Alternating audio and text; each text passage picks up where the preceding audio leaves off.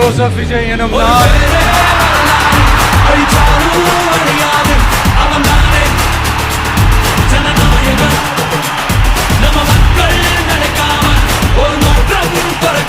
சட்டப்படி அமைக்கப்பெற்ற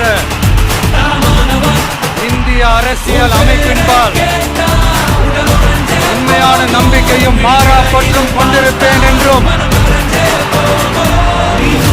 இந்திய நாட்டின் ஒப்பில்லாத முழு முதல் ஆட்சியையும் உரிமையையும் நிலை நிறுத்துவேன் என்றும்